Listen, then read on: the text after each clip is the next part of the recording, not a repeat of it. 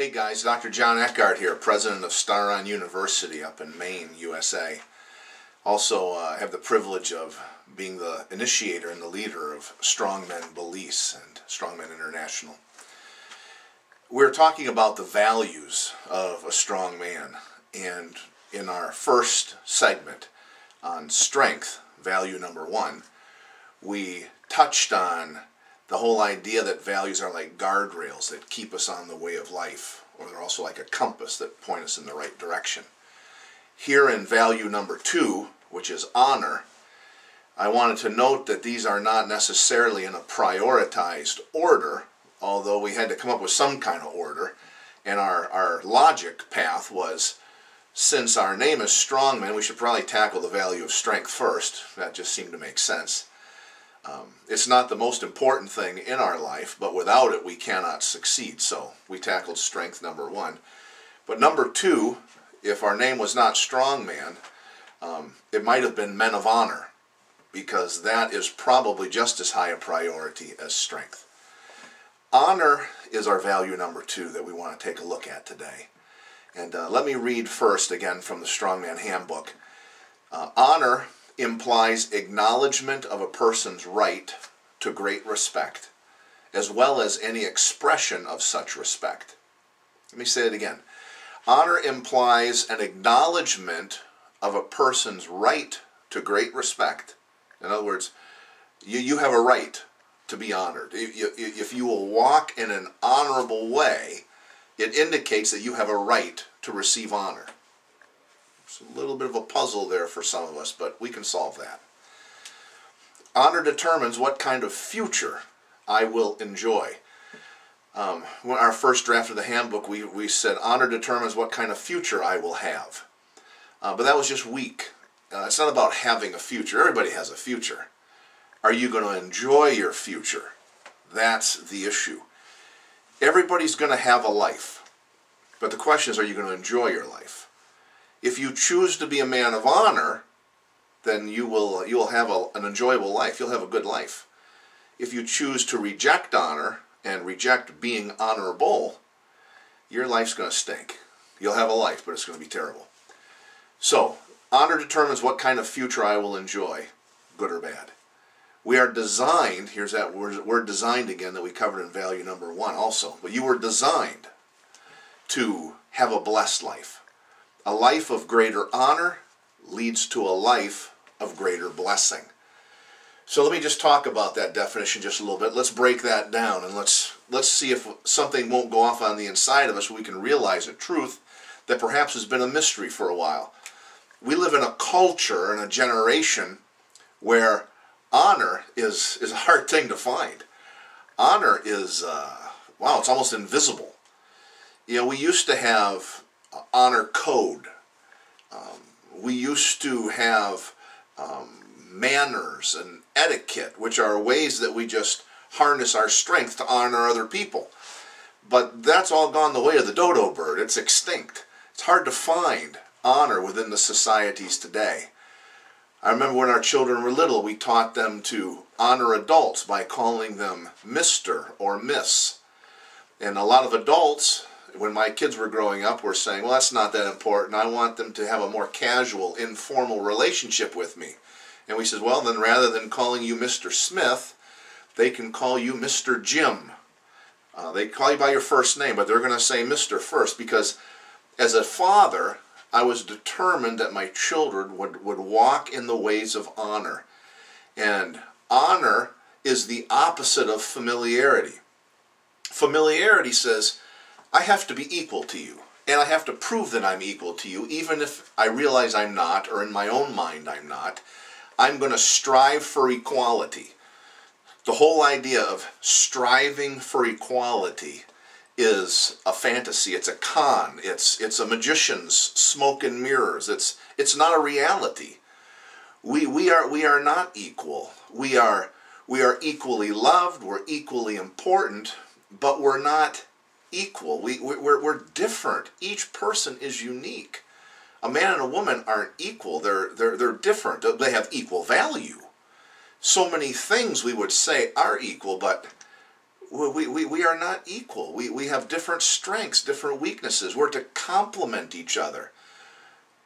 Life would be boring if everybody by definition was equal, meaning the same, with no differences.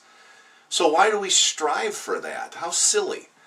Let's accept each other how we are and strive, rather than to be equal, strive to be strong, strive to be honorable, courageous, leaders, all of these values that we're going to be talking about in this series. What our pursuit is not to be equal to someone else, but to honor someone else. So, with my wife, I want to honor my wife. I want to find out, what is she good at? What are her gifts? And do everything in my power to bring out the good things that are in her. Qualities that she has that I don't have. Some of them because she's a woman, but some of them just because she's a person in this world who's different than I am. My wife is great with the books. I mean, I can do the books. I can do the family accounting and the family checkbook and the banking. But man, I don't really care for it. It's not my strong point. My strong point's other things. But my wife, she loves to do it, and she's good at it. So some men would look at the situation of my family finances and say, your wife's in control. No, my wife's not in control. We share control of our family. We're strong together. But as a strong man, I'm not intimidated by the fact my wife is really good at certain things. And I'm going to encourage her to do those things in our relationship. Honor means that I'm not competing with everybody, but I'm seeing my relationships as complementary, not competitive. Does that make sense?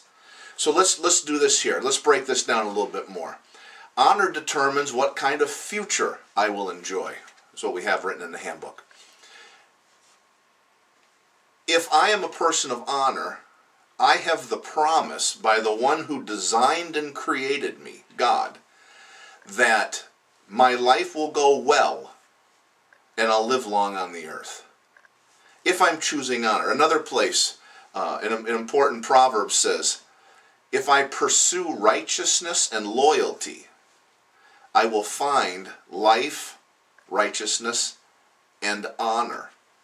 So I can show honor wherever I choose, wherever I have enough wisdom and self-control to give someone else honor, I can show it.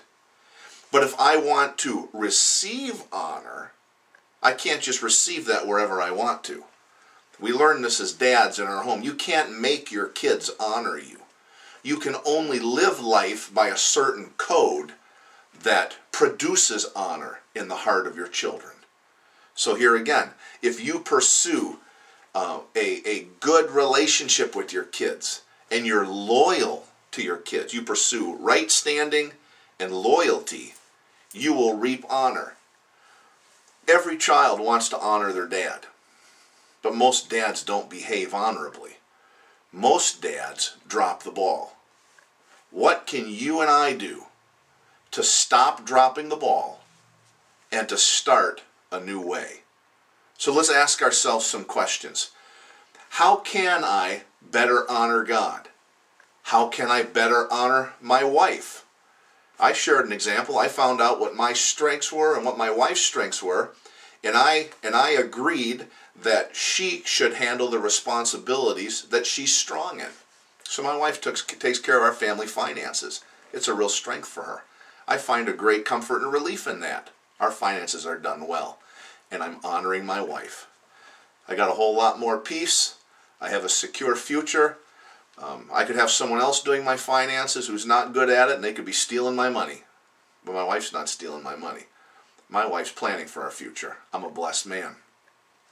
What can I do to adjust the old, and what can I do to begin something new? There was a season I looked at my relationship with my kids, and I found out, you know what, I am not emotionally connected with my children like I would like to be. So I made a decision that I was going to spend time every week, an hour every week, intentionally scheduled with each of my children. One of my children, they wanted to just go out for coffee and a donut. So we'd go out for breakfast once a week. Once a week, every week for an hour, we had breakfast. That relationship became righteous in between us. I had right standing. I had emotional connection. I was demonstrating a loyalty to my children. They're my children. They're not someone else's children. They're my children. And I was spending time intentionally with them. And today, my relationship with that child is one of honor. I'm receiving honor from that child because I cared about the relationship and I was a loyal pa. How about you? What can you adjust in your life? And what can you begin anew to demonstrate the value of honor?